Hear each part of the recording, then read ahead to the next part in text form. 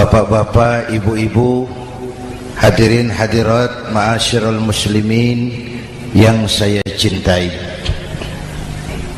saya bersyukur dapat menghadiri haflah Maulidin Nabiil Karim, dan saya bangga dan terharu dengan keberadaan pondok pesantren Raudhatul Muta'allimin Al-Aziziyah ini. Sekarang ini banyak orang bisa memberi contoh, tapi sedikit orang bisa menjadi contoh. Memberi contoh itu mudah,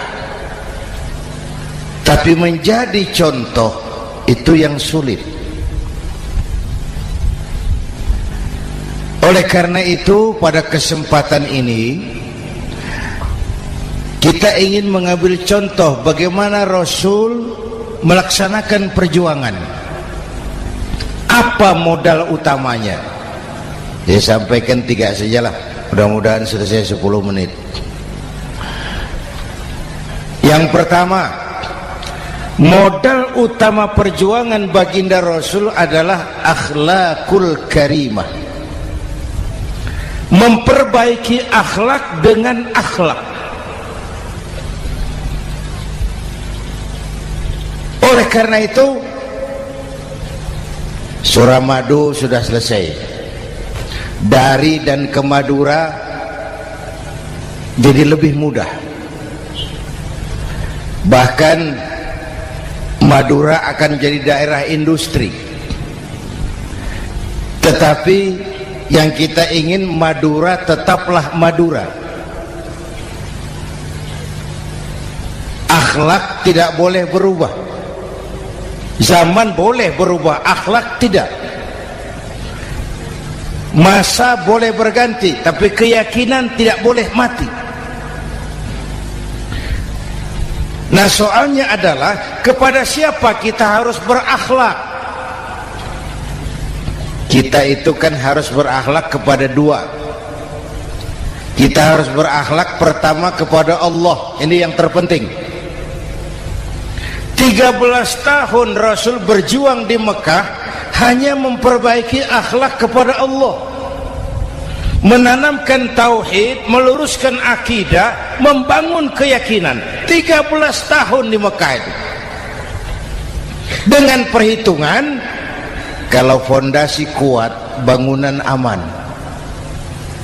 Kalau fondasi melenceng, bangunan bengkok. Kalau pondasi rapuh, bangunan runtuh. Bangunan bagaimana pondasinya? Orang hidup bagaimana imannya? Kekuasaan dan jabatan baru ada manfaatnya kalau dipegang tangan orang beriman. Kalau tidak, yang muncul Fir'aun. Harta baru terasa manfaatnya kalau dipegang tangan orang beriman. Itulah sebabnya bangsa kita ini bukan cuma perlu orang pintar, kita perlu orang benar. Bahkan di masyarakat lebih baik benar tidak terlalu pintar ketimbang pintar tapi tidak benar.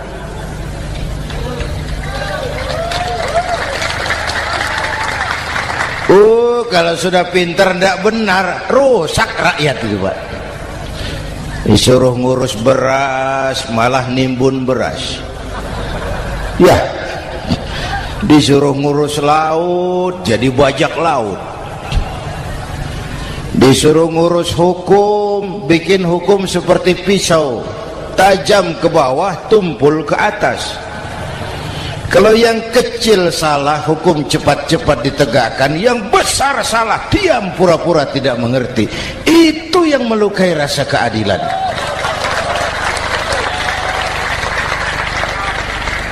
Mulai dari akhlak kepada Allah. Bagaimana cara berakhlak kepada Allah? Caranya 2. Pertama, jangan menyekutukannya dengan sesuatu pun. Yang kedua, jangan menyembah kecuali hanya kepadanya. Itu akhlak kepada Allah. konsisten, disiplin. Saya bersaksi tiada Tuhan selain Allah, maka saya tidak akan menyembah kecuali hanya kepada Allah. Saya tidak akan takut kecuali hanya kepada Allah. Saya tidak akan minta tolong kecuali hanya kepada Allah. Saya tidak akan melarikan persoalan kecuali hanya kepada Allah. Saya bersaksi Nabi Muhammad utusan Allah, Nabi terakhir. Tidak ada Nabi sesudah Nabi Muhammad. Harga mati, titik. Disiplin. Ada yang mengaku jadi Nabi, wajib tidak percaya. Disiplin. Sekarang ini kan bangsa kita disiplinnya lemah. Korupsi agak sulit diberantas karena pejabat kita takut atasan tapi nggak takut Tuhan.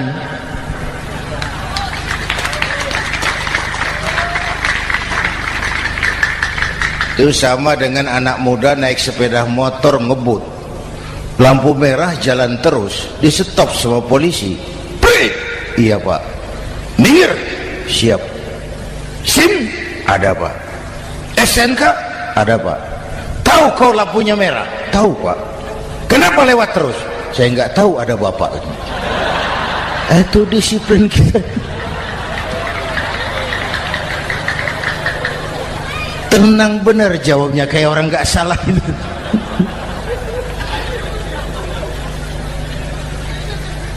Iman. Apalagi belakangan ini saya sering bilang gini pak, ini humor tapi agak tasawuf. Orang yang paling tenang hidupnya itu tukang parkir.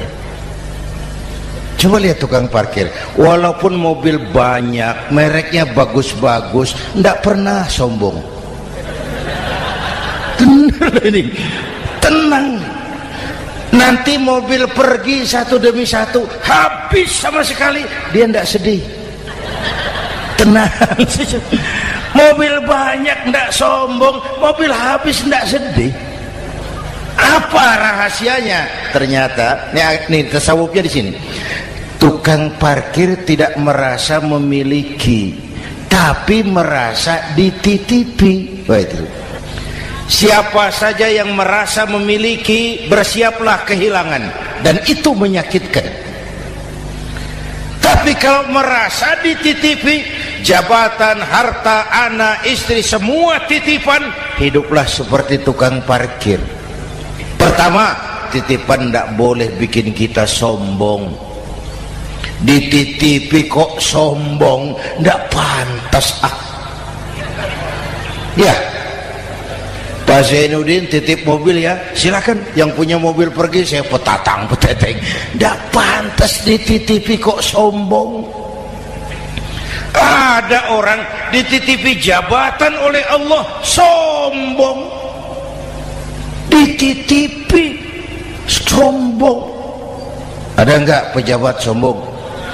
Ada, namanya Fir'aun. Tuh pejabat-pejabat sombong anak buah Fir'aun semua. Dititipi harta oleh Allah, jadi orang kaya sombong, sama tetangga ndak mau kenal orang lain, kecil semua, jalan ndak injak tanah, kuntilanak.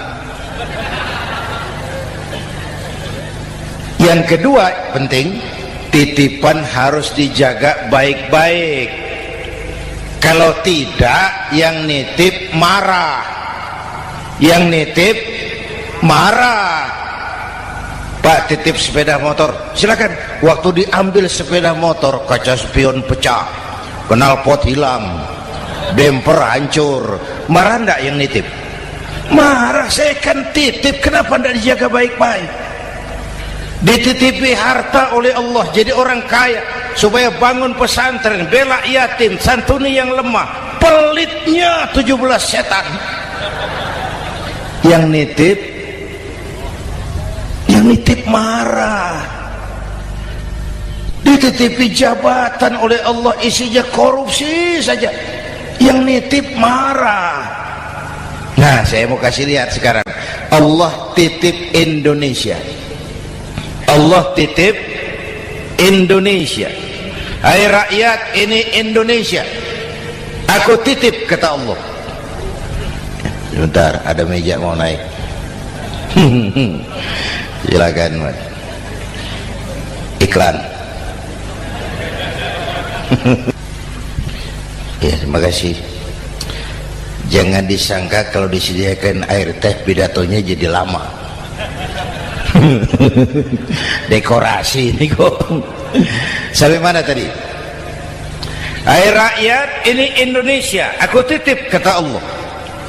Ini negara besar dan kaya. Titipan ini ditebus dengan keringat, air mata, darah, dan nyawa.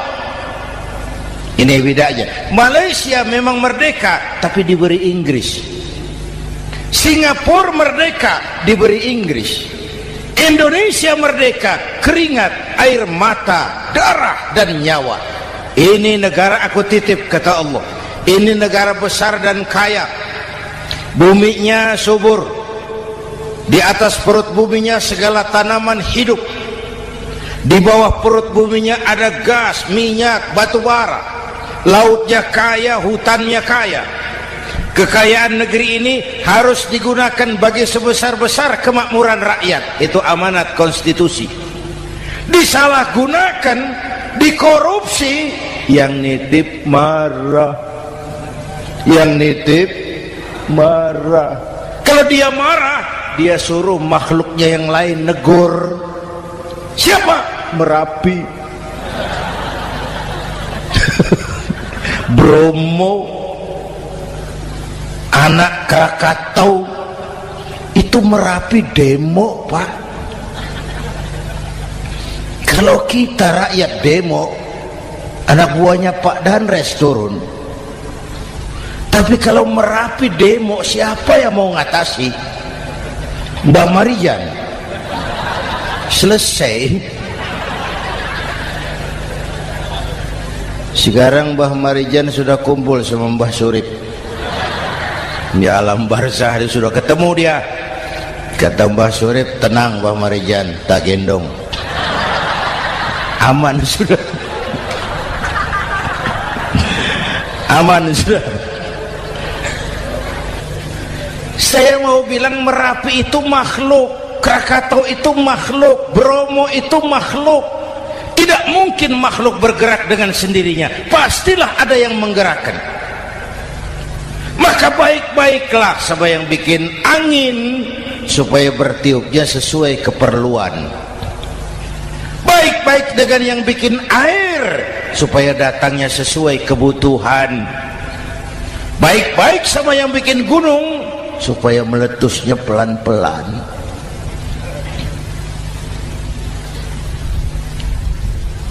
Bapak Ibu hadirin yang saya hormati, menjaga titipan. Jangan menyembah kecuali hanya kepadanya. Jangan menyekutukannya dengan sesuatu pun. Ayo, saya ngobrol kita.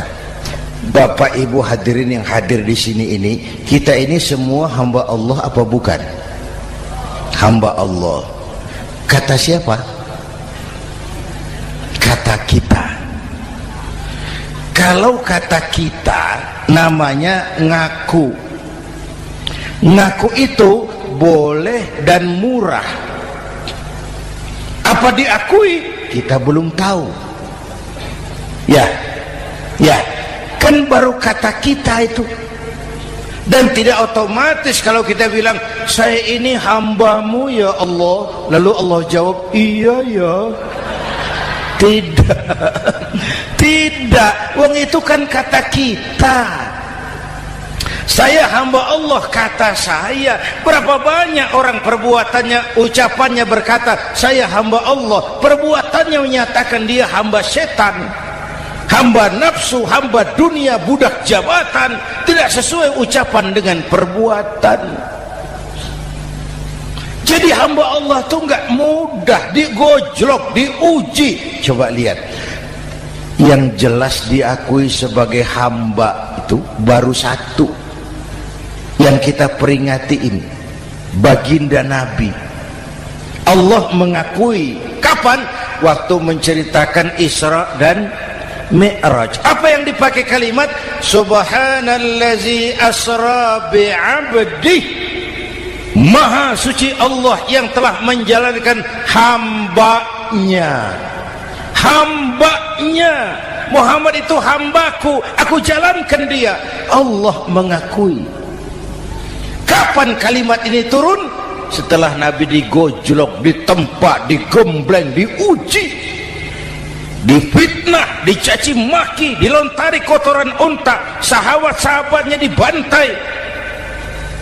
Lolos, Muhammad betul-betul hambaku. Ayo Isra Muhammad. Subhanallazi asra bi'abdi, hambaku. Jadi kalau mau jadi hamba Allah ya diuji, digojlok, digembleng. Nah, mari kita lihat kehambaan baginda Nabi. Orang yang paling bersih hatinya Rasulullah. Orang yang paling baik akhlaknya Rasulullah. Orang yang dosanya sudah mendapat jaminan ampun Rasulullah. Tapi Rasulullah kalau sholat malam bengkak kakinya karena rajin sujud. Hati bersih, akhlak terbaik, dosa sudah diampuni, tapi kalau sholat malam kakinya bengkak karena rajin sujud. Saya tahu di sini juga banyak yang kakinya bengkak. Cuma urusannya apa, itu urusan masing-masing. Pada tingkat seperti itu Rasulullah, saya perlu Allah, saya perlu Allah, saya perlu Allah. Yang 100 tahun kita bangun selesai oleh gempa 3 menit. Ya, yang 100 tahun kita bangun ternyata selesai oleh gempa 3 menit. Kita perlu Allah, kita perlu Allah. Makanya musibah itu kan kalau menimpa orang baik-baik namanya ujian. Kalau menimpa orang setengah baik itu paru-paru yang bikin malaikat bingung. Sholat rajin, maksiat tekun, baca Quran mau, fitnah orang hobi, ngaji nyolong jalan terus. Untung di sini nggak ada yang begitu. Di Jakarta banyak. Di sini insya Allah sama. Jakarta. Orang separuh-separuh seperti itu kalau dapat musibah itu namanya teguran, bukan ujian. Kenapa ditegur? Lalai. Nah, kalau orang jahat dapat musibah itu namanya persekot. Uang muka tanda jadi. Kontannya nanti di akhirat. Kalau diuji bukan saja harus sabar, tapi harus lulus. Kalau ditegur, introspeksi, perbaiki yang kurang, kurangi yang memang berlebihan. Bertali-tali, bersambung-sambung musibah ini. Dan musibah kalau datang tidak pernah memilih, tidak pernah memilih. Bapak Ibu hadirin yang saya muliakan, jadi mari yang pertama jaga akhlak kita kepada Allah. Jangan menyekutukannya dengan sesuatu pun, jangan menyembah kecuali hanya kepadanya. Sekarang kan musim entertain, orang pandai membangun pencitraan, orang pinter bikin bungkusan. Sekarang ini kiai sama dukun tipis bedanya. Bener Pak, pemburu hantu pakai sorban, pakai gamis, nanti kiai pakai helm. Atribut sudah kacau sekarang ini, siapa pakai apa, siapa mau jadi apa, ndak jelas. Sementara masyarakat kita memang agak kutil, kurang teliti, cepat heran, gampang kagum. Pernah terjadi suatu saat tabrakan di jalan, keras sekali, korban jatuh berlumur darah, dikerubungi orang banyak. Datang wartawan mau ambil gambar dari dekat, sulit, banyak sekali orang ngerubung. Dia cari akal, tolong saya dikasih jalan ke dekat korban. Orang menoleh semua. Saudara siapa? Saya bapaknya korban, katanya. Dia mengaku bapaknya korban. Ya orang minggir semua. Minggir, ada bapaknya korban. Orang minggir semua, dia maju ke depan korban. Sampai di depan korban pucat mukanya itu wartawan. Kenapa? Yang ketabrak anak monyet, Pak. Dia sudah ngaku bapaknya korban.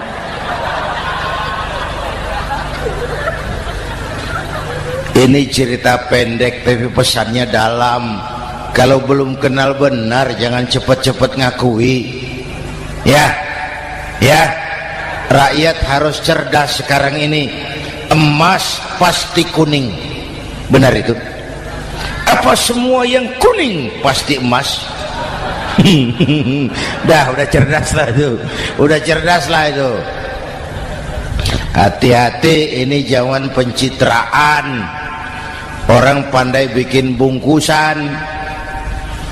Oleh karena itu kita juga harus punya filter supaya tidak hanyut oleh kedangkalan pencitraan itu. Satu itu akhlak kepada Allah. Yang kedua, kepada siapa kita berakhlak? Kepada sesama manusia. Kepada sesama manusia itu siapa? Pertama, sesama muslim. Malam ini saya hadir di sini, saya tidak merasa tamu. Saya hanya keluarga di tengah keluarganya. Bahwa saya lahir di Jakarta itu sih kebetulan. Saya enggak pesan. Yang kita tidak pesan jangan diributkan. Kita enggak pesan. Warna kulit seperti ini kita enggak pesan. Dari suku apa lahir kita enggak pesan. Potongan seperti ini kita enggak pesan. Islam membebaskan manusia dari ras diskriminasi. Pada waktu yang bersamaan Islam mengangkat harkat derajat martabat kaum wanita. Ini kasihan dari tadi nggak diajak ngomong nih.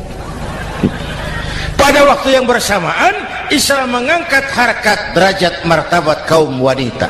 Tuh, ibu-ibu mestinya lebih terima kasih sama Rasulullah. Sebelum Rasulullah datang, nasib perempuan menyedihkan, dilecehkan, harganya murah. Sebelum Rasulullah datang, murah. Sebelum Rasulullah datang, murah. Coba lihat wanita sebelum Islam, sedih, dilahirkan hanya untuk melahirkan, alat pemuas nafsu. Kalaupun berperan, peranannya cuma segitiga, dapur sumur kasur, kasur sumur dapur, putar-putar di situ saja. Tidak usah di Arab, dunia, di Jawa. Raja-raja Jawa sebelum kenal Islam seenaknya ngumpuli perempuan kan, selirnya yang 30, 50. Sultan-sultan di Turki piara harem ratusan orang perempuan. Kaisar terakhir dinasti Ming Cina bangun istana 1000 kamar, istrinya 1000. Innalillahi wa inna. Itu saya coba pikir, raja kalau istrinya 1000, kapan pakai kolor itu raja?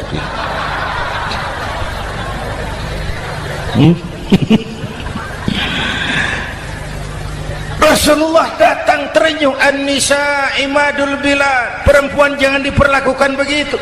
Perempuan tiang negara. Kalau baik perempuan baik negara, kalau rusak perempuan hancur negara. Waktu ditanya, ya Rasul, siapa yang paling harus saya taati di dunia? Ibumu.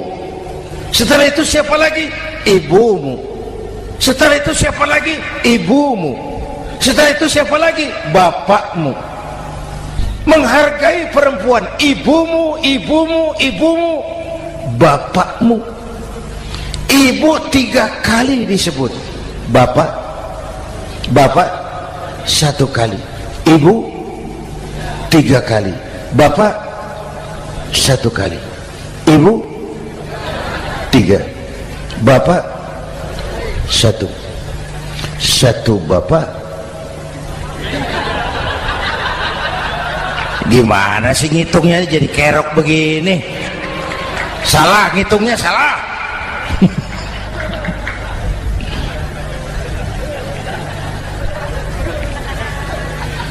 Lalu dicairkan kehidupan kemasyarakatan di masjid. Masya Allah, masjid itu pendidikan demokrasi betul.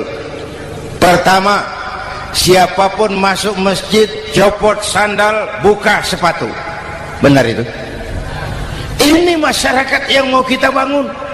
Tidak ada warga negara kelas 1, semua sama. Lurah masuk masjid buka sepatu, rah. Camat masuk masjid buka sepatu, mat. Gubernur masuk masjid buka sepatu, Nur. Nikmatnya masyarakat masjid. Nikmatnya masyarakat masjid. Coba, binatang saja harganya tidak sama toh. Sapi yang mahal, yang gemuk, betul? Karena harga sapi pada dagingnya. Makin gemuk sapi, makin mahal harganya. Tapi ada burung perkutut lebih mahal dari sapi, padahal dagingnya sedikit, betul. Kenapa harganya lebih mahal dari sapi? Harga perkutut suaranya. Di mana harga manusia yang paling gemuk? Silahkan bersaing dengan sapi. maaf.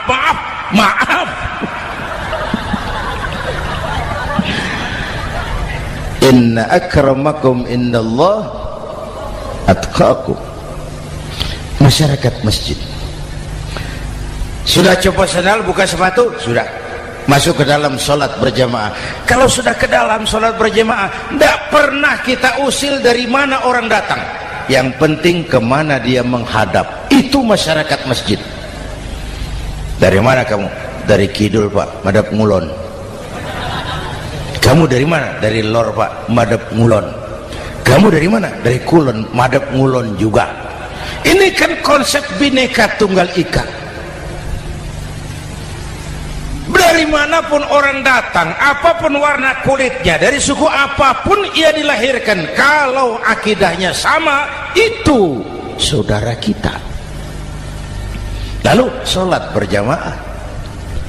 Apa itu? Hidup bermasyarakat, berbangsa dan bernegara. Harus ada imam, harus ada makmum. Kenapa? Ini saya harus agak hati-hati, pakai sarung angin ini. Apa tadi, ngomong apa saya?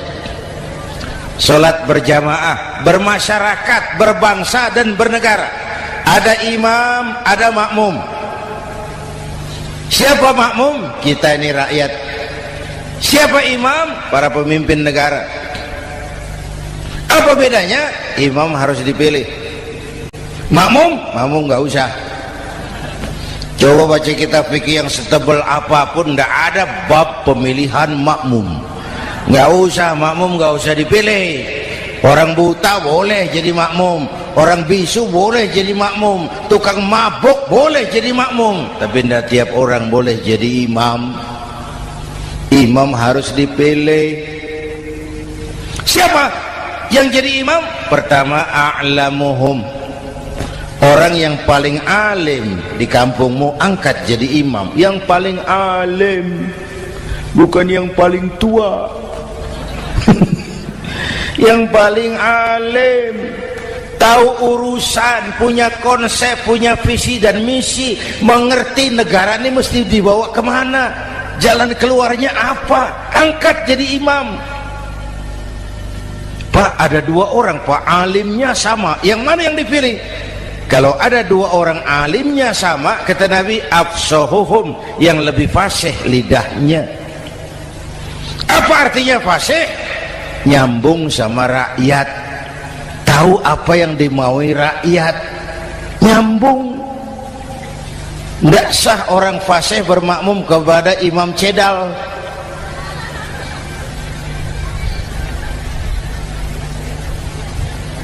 Kenapa Bu? Nyambung. Capek kalau punya imam gak nyambung sama makmum. Makanya kalau sudah jadi imam, pesan Nabi apa?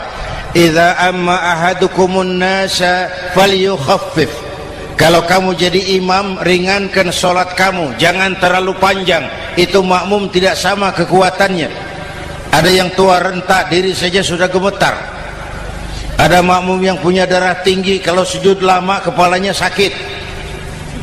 Ada makmum yang sudah janji habis sholat mau terima uang. Jangan kalau sudah jadi imam di kota, sholat isya berjamaah, rakaat pertama selesai Fatihah, Yasin, bubar makmum itu. Jadi imam jangan terlalu lama. Kayak Husni Mubarak tuh, kelamaan jadi imam, 30 tahun, rakyat capek.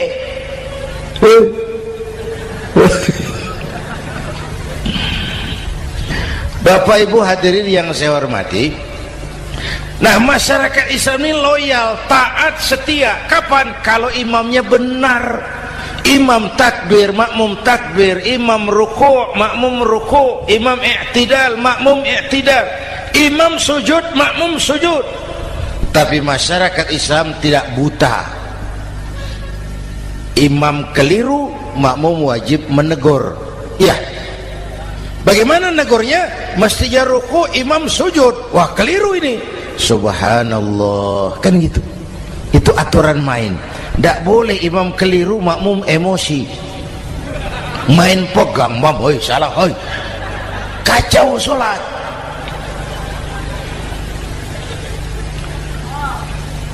Imam buang angin, apa makmum lalu berkata, demi kesetiaan saya kepada imam, imam buang angin, saya lebih keras lagi. Goblok. Iyyaka na'budu wa iyyaka nasta'in. Sampai situ imam buang angin, minggir. Tidak usah ribut. Yang di belakang satu orang maju ke depan, lanjutkan pekerjaan imam. Yang penting imam tahu diri, buang angin, minggir. Ini negara rusak karena imam sudah buang angin. Tenang aja, kayak orang nggak salah gitu loh.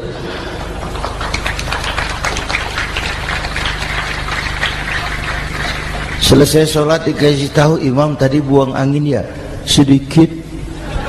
Apa kalau nggak sedikit lalu nggak rusak sholat itu? Nah, dalam berjaga akhlak kepada sesama, ayo kita jaga kesatuan, persatuan, kerukunan, kekompakan. Ini pesantren Raudhatul Muta'allimin Al-Aziziyah, ini aset kita. Keberadaannya, pengembangannya, kelangsungannya, bukan sekedar tanggung jawab pengurusnya, tanggung jawab kita sesuai dengan bidang dan kemampuan masing-masing. Yang punya jabatan bantu dengan wewenangnya, yang punya harta bantu dengan uangnya, yang punya tenaga bantu dengan tenaganya, yang bisa doa bantu dengan doanya, yang tidak bisa apa-apa bantu dengan diam. Diam saja lumayan loh itu membantu.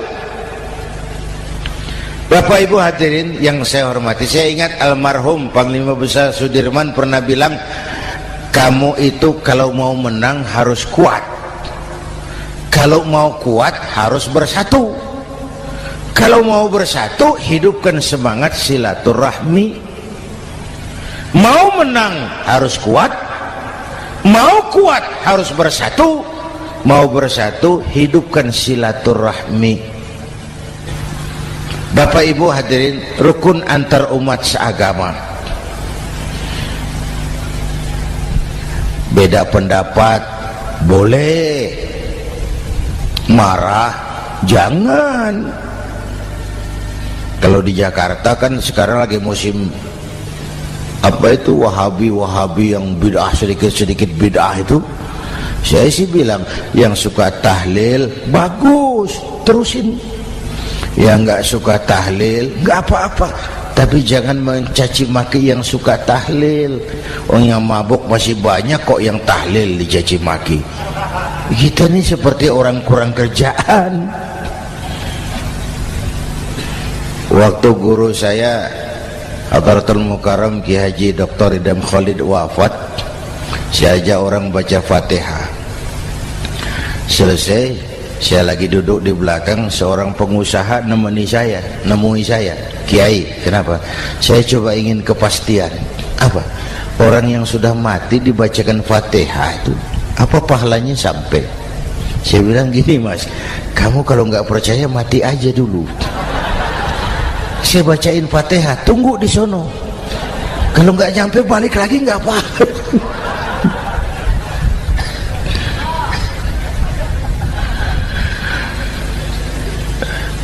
Depan rumah saya itu ada masjid, Pak, pakai beduk seperti itu. Ada teman saya,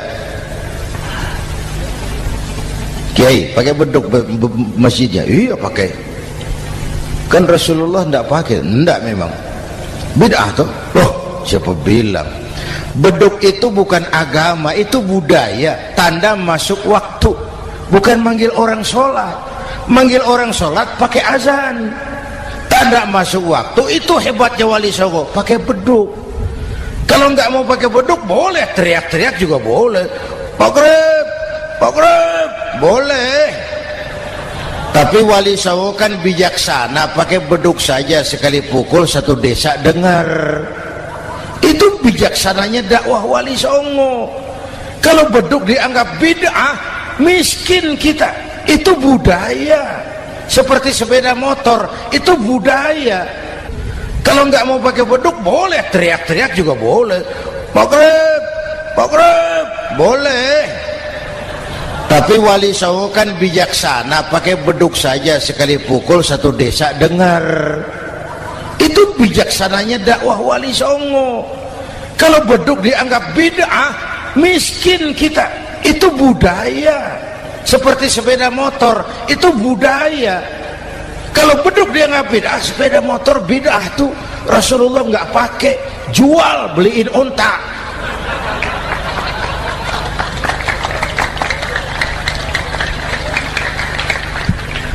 Ayo cari persamaan, jangan memperbesar perbedaan. Hormati pendapat orang kalau pendapat kita juga ingin dihormati. Kasus Ahmadiyah meledak lagi di Cikesik, Banten. Lalu pendekar-pendekar HAM menganggap itu tirani, mengganggu kebebasan beragama. Dia lupa bahwa Ahmadiyah masalahnya bukan kebebasan beragama, tapi penodaan terhadap agama.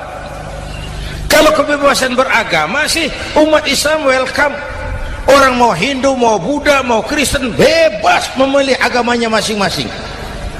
Tapi ini kan Ahmadiyah lain, ngakunya Islam tapi ada nabi lagi sesudah Nabi Muhammad, namanya Mirza Ghulam Ahmad, asal dari India. Saudara hadirin yang saya hormati, ini yang prinsip penodaan terhadap agama.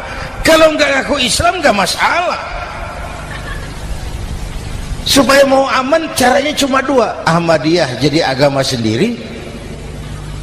Karena Malaysia sudah melarang, Brunei sudah, Rabithah Alam Islami menyatakan aliran sesat, Saudi Arabia melarang pengikut Ahmadiyah pergi bikin haji, dia dianggap non muslim. Cuma memang pemerintah kita nggak tegas. Kalau dari dulu dinyatakan dilarang, nggak akan ada lagi kasus-kasus seperti itu.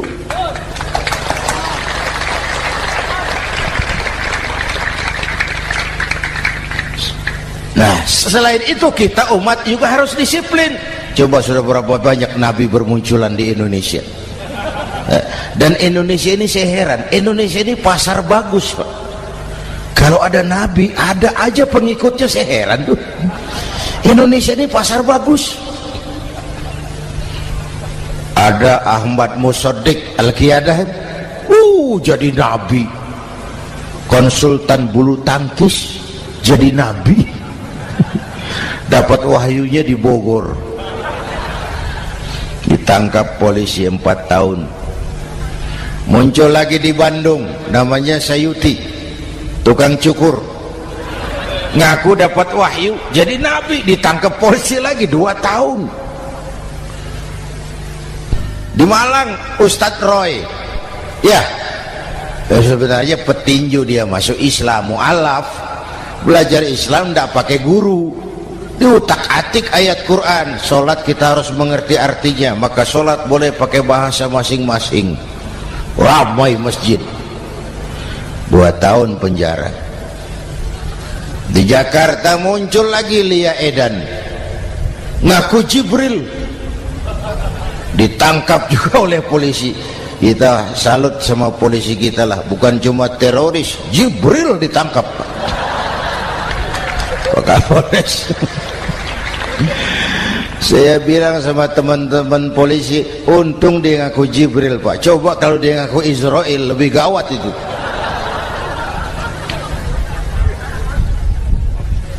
Yang parah antara Cirebon Losari, dia perbatasan Jawa Tengah Jawa Barat, pernah muncul agama baru namanya agama Jasun, agama Jawa Sunda, agama Jasun Jawa Sunda. Yang jadi nabi Tugimin. La haula wala quwata. Saya bilang ini jangan jadi nabi, jadi kiai juga nggak angker ini. Al Mukarram Bapak Kiai Tugimin, nggak enak. Yang lebih ndak enak selawatannya loh itu. Kalau kita kan tadi nikmat tuh, ya Habibi ya Muhammad, nikmat rasanya tuh. Coba ganti sama yang tadi, wah enggak, ya Habibi ya Tugimin, enggak enak itu Pak. Jadi umat Islam itu sangat menghormati orang lain agama. Soal agama orang lain, lakum dinukum, awas hati-hati kalimatnya. Kita menghormati orang lain agama. Soal agama orang lain, lakum dinukum. Kita memang yakin cuma Islam agama yang benar, tapi bukan berarti kita boleh menghina agama orang lain. Kenapa? Kalau agama kita yang dihina, kita kan sakit hati. Orang lain sama dong.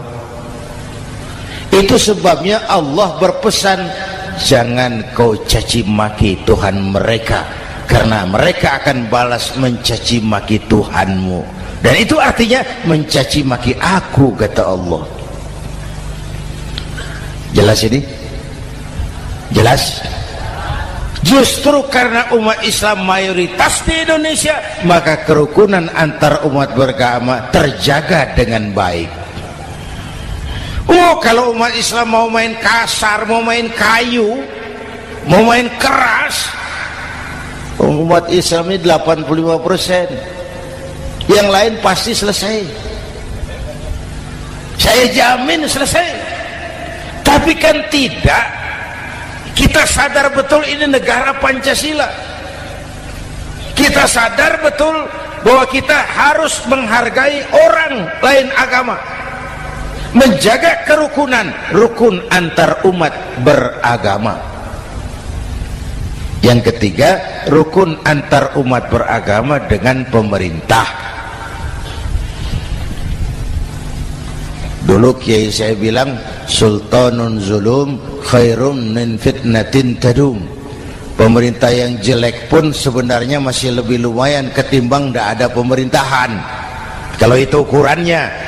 Coba umpama nanti Pak SBY sudah terlalu pusing, lalu pengumuman jam 000, seluruh rakyat Republik Indonesia, saya umumkan mulai malam ini tepat jam 000 pemerintah bubar. Ayo bayangkan seperti apa kita tanpa pemerintah. Hukum rimba, yang kuat menekan yang lemah, yang kaya merampok yang miskin. Rumah saudara dirampok, lapor ke polisi, kata Kapolres, maaf polisi baru bubar. Hak asasi diinjak-injak, lapor ke pengadilan, pengadilan bubar.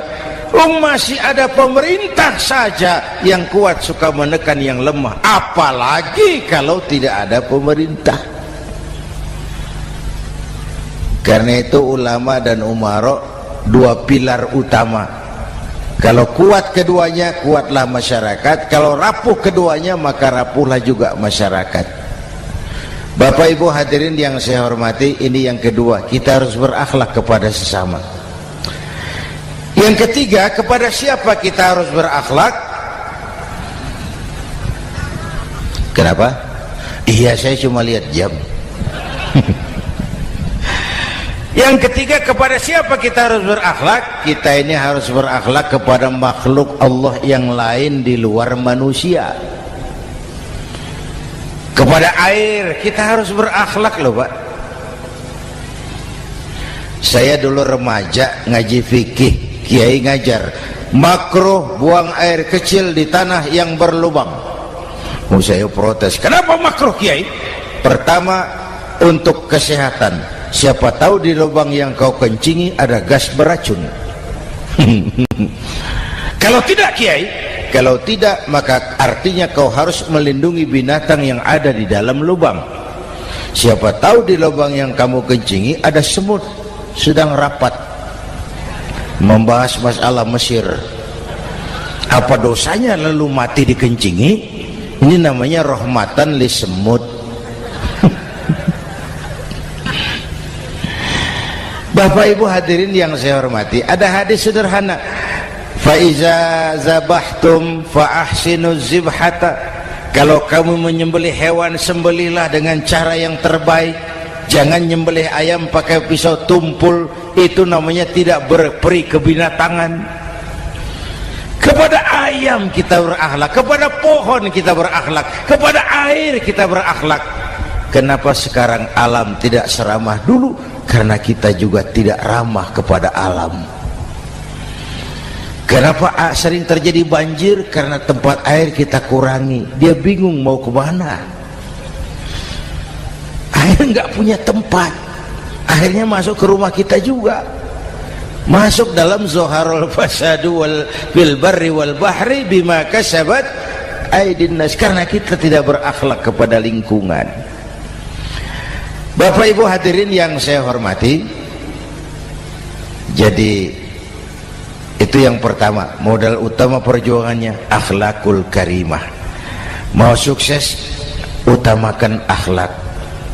Industrialisasi boleh terjadi di Madura, jalan berhotmik licin, oke, listrik masuk desa, alhamdulillah, tapi akhlak jangan berubah, akidah jangan goyah.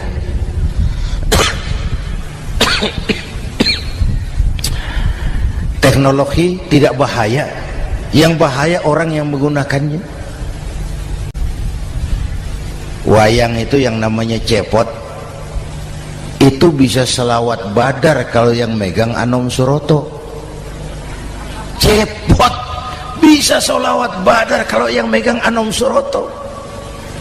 Wayang bagaimana dalangnya, teknologi bagaimana orang yang menggunakannya. Satu. Yang kedua, yang kita contoh dari baginda Rasul, beliau itu sejak kecil tidak dimanjakan Pak. Lahir ke dunia tidak sempat melihat wajah bapak. Umur 6 tahun ditinggal ibu. Umur 9 tahun ngembala kambing, berniaga ke Syam. Syam itu Syria sekarang. Umur 9 tahun bisnis lintas negara dari Saudi ke Syria. Remaja tidak dimanjakan, kerja keras, peras keringat, banting tulang, tidak ada pekerjaan halal yang hina. Lahir pribadi yang tegar, mental yang tahan banting, manusia yang tidak cengeng karena sejak kecil ditempa oleh kesulitan. Jadi gini, orang itu kalau biasa susah, ketemu susah, ndak kaget Pak, mentalnya kuat. Saya santri biasa makan kangkung, datang ke rumah teman dikasih kangkung, loh makanan saya ini, dikasih daging ayam, nambah. Orang tuh kalau biasa susah enak. Saya santri biasa tidur di masjid, disuruh nginep di hotel, pules Pak. Tapi yang biasa tidur di hotel suruh nginep di masjid, encok. Hidup ini perjuangan, mau sukses harus berani susah. Jangan seperti dulu di cerita santri, ada santri beternak lebah, ambil madunya itu. Satu hari dia mau periksa sarang lebah, naik ke pohon pakai tangga, pakai sarung biasanya santri, dia lupa ada pakai celana dalam, naik pohon periksa, entah bagaimana terpegang sarang lebah itu, berhamburan lebahnya keluar, salah satu masuk ke sarungnya, tergigitlah Al-Mukarramnya itu.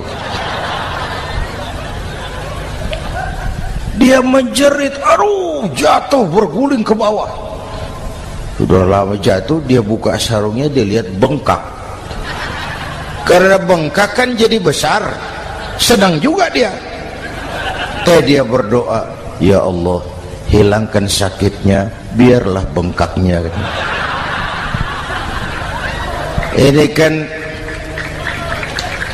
Ini doa orang nggak konsekuen. Bengkak dan sakit itu paket. Mau bengkak ya harus berani sakit. Masa sakitnya bengkaknya mau, sakitnya nggak mau. Itu satu itu. Yang kedua, kita ini sering kalau punya cita-cita sering seperti rapat tikus. Satu hari sekelompok tikus rapat paripurna tikus untuk mengantisipasi bahaya kucing. Bagaimana supaya kucing itu jangan lagi mengganggu kita? Akhirnya ada yang mengusulkan begini, bagaimana kalau di leher kucing kita gantungkan lonceng, supaya kalau dia datang dari jauh suaranya sudah kedengaran dan kita bisa lari menyelamatkan diri. Wah, cerdas tuh. Setuju, setuju semua. Setuju, bagus. Nah, oke. Waktu pembicaraan dilanjutkan, tikus mana yang mau menggantungkan lonceng ke leher kucing? Rapat bubar.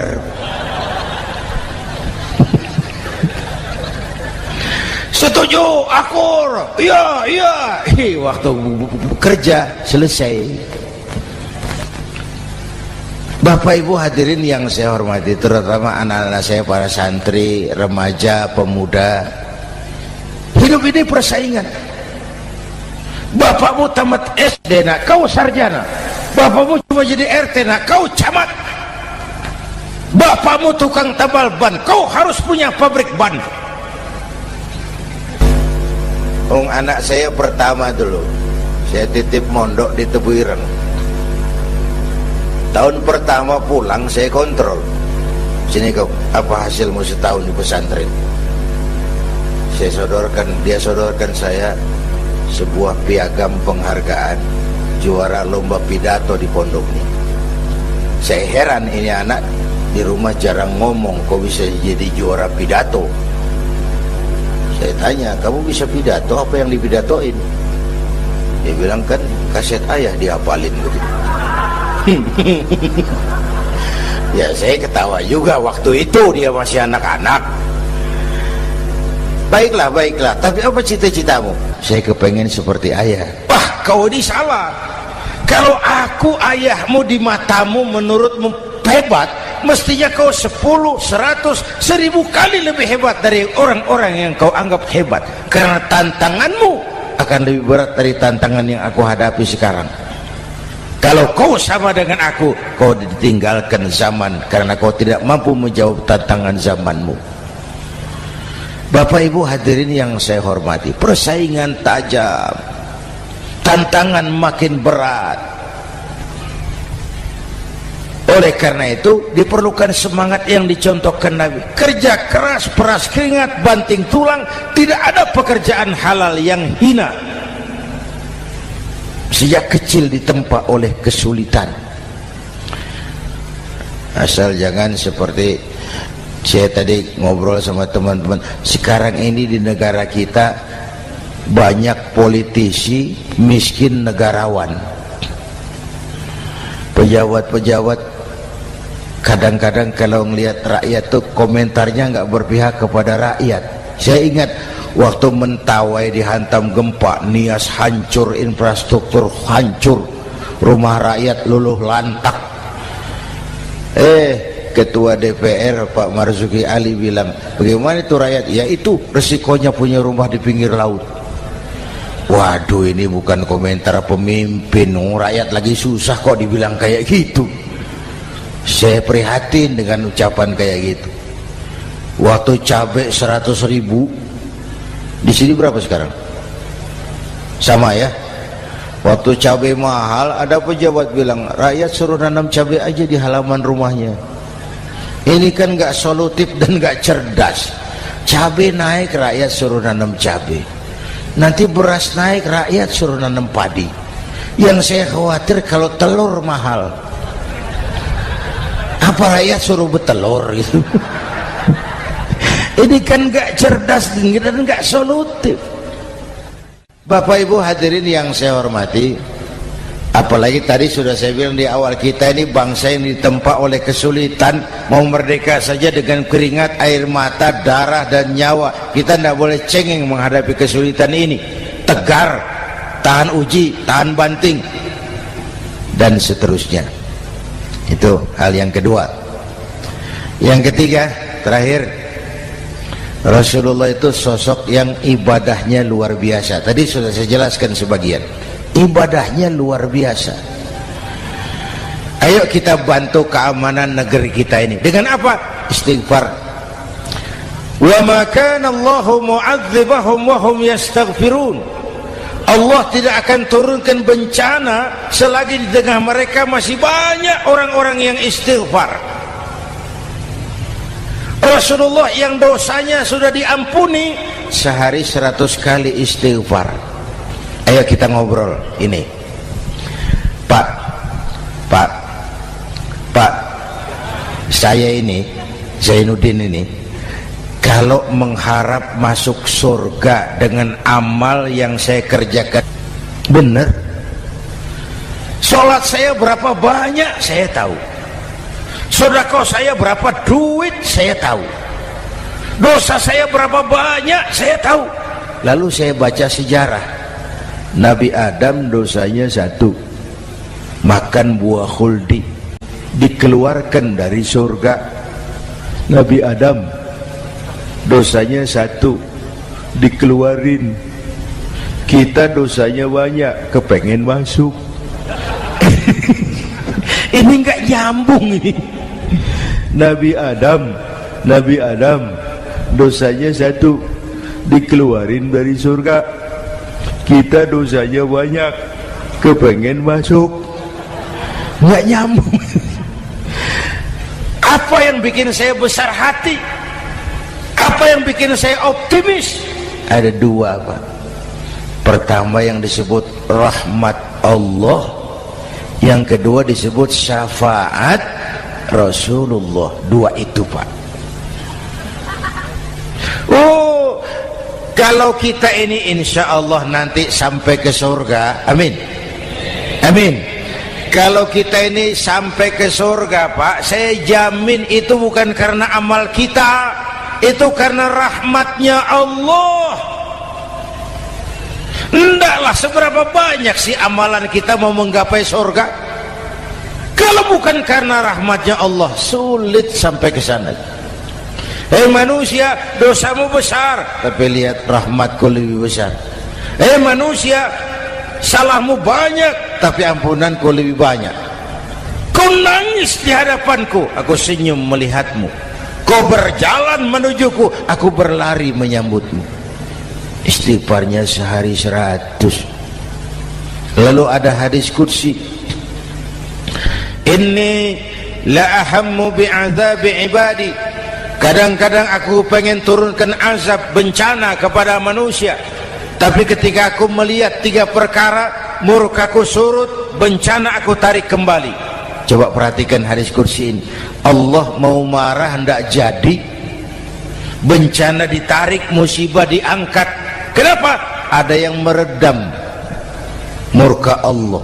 Allah enggak jadi marah. Siapa? Pertama, suyukhan rukka. Aku lihat orang-orang tua tengah malam sujud sambil berlinang air mata, nangis di hadapan Allah. Itu kita hutang jasa loh Pak sama orang-orang yang tengah malam sujud nangis di hadapan Allah. Lihat yang begitu Allah tidak jadi marah.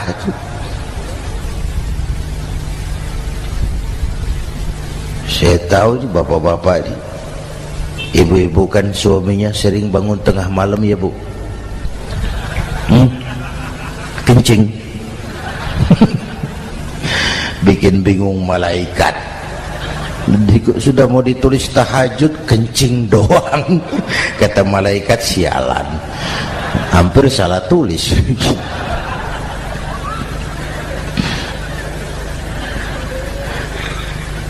Aku lihat orang tua tengah malam sujud sambil berlinang air mata. Lalu aku lihat bayi-bayi tanpa dosa masih menyusu, sibyanan rudda. Bayi-bayi tanpa dosa masih menyusu, suci bersih, belum ternoda. Wa bahaiman rutta, dan aku lihat binatang ternak melata mencari makan, kambing mudah cari rumput, alam terjaga keasriannya.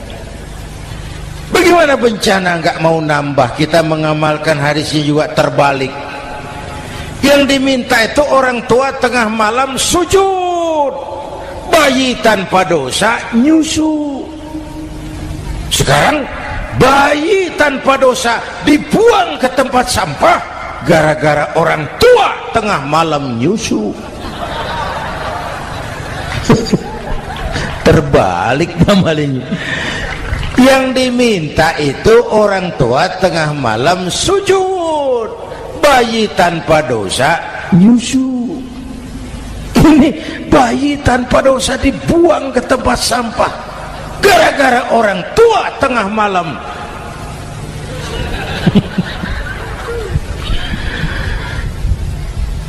Bapak Ibu hadirin yang saya hormati, rahmat Allah kita perlu. Yang kedua, syafaat Rasulullah. Mari saya cerita syafaat sedikit. Ini sudah jam 00:05 ya. Ini kalau hitungan Indonesia ini sudah ganti hari Pak.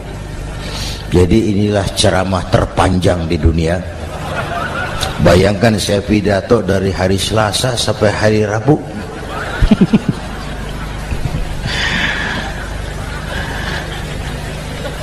Syafaat agak saya singkat ceritanya.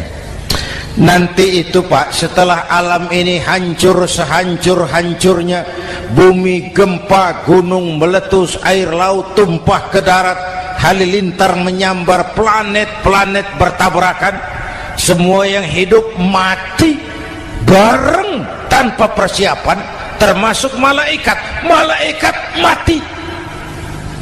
Yang tinggal cuma Allah sendirian. Yang lain hancur semua, tinggal Allah sendirian. Allah patroli,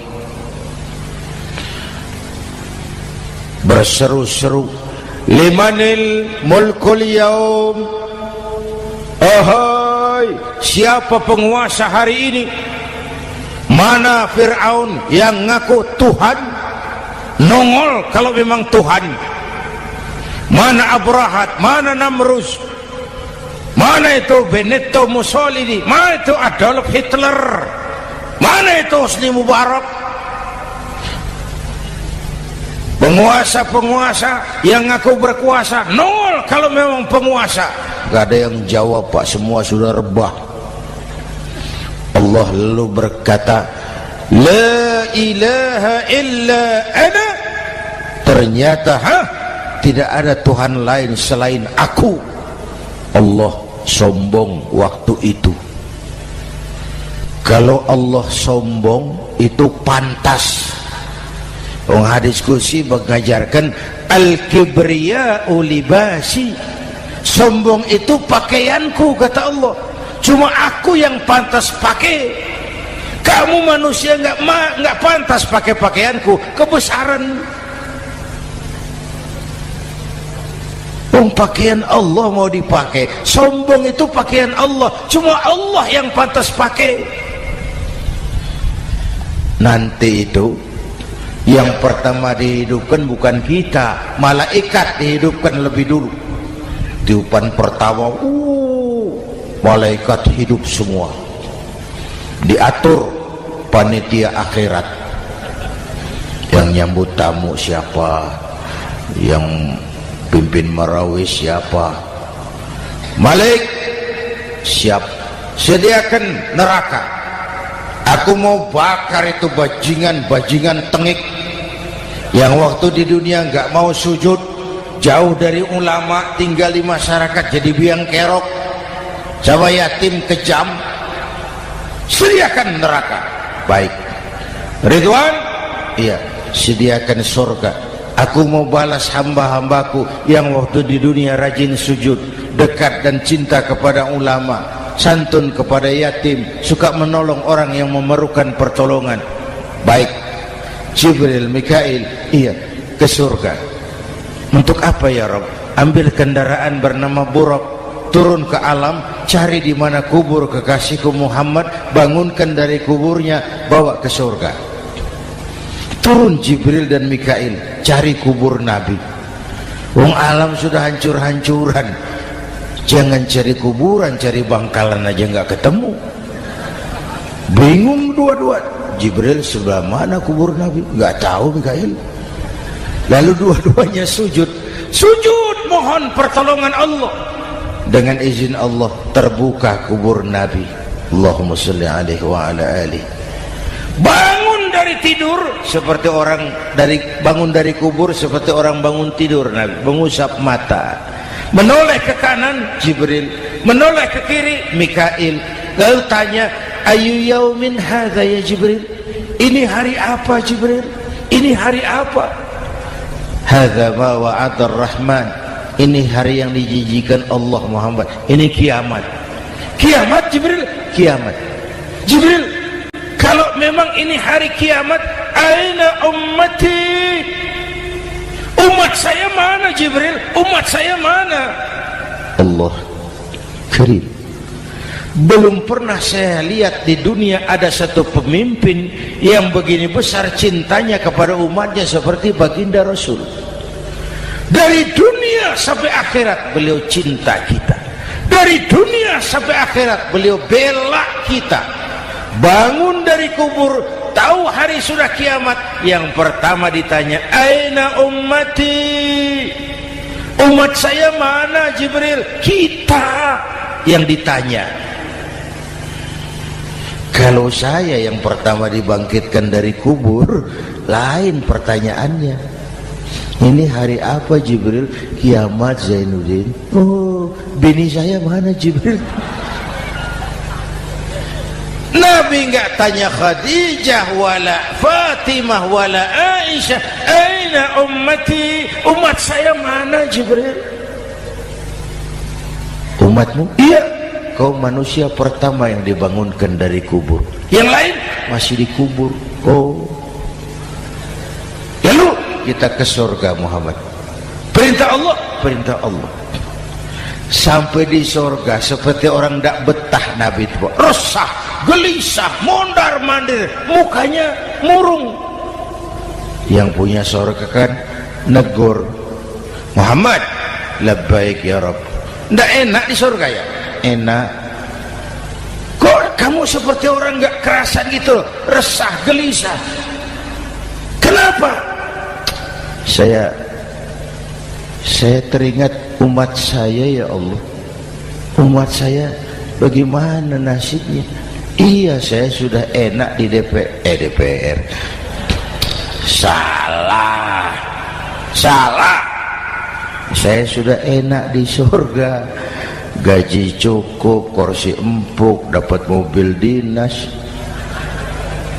Nggak, umat saya yang waktu kampanye kepanasan itu gimana nasibnya itu?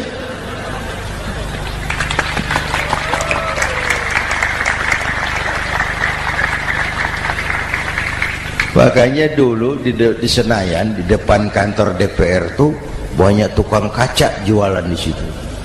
Saya bilang tukang kaca pintar dagangnya di situ. Pas, maksudnya supaya yang mau berkantor di situ ngaca dulu. Ya, wakil lurah pasti tidak lebih tinggi dari lurahnya. Wakil camat tidak lebih tinggi dari camatnya. Ini kenapa wakil rakyat kok selalu lebih tinggi dari rakyatnya?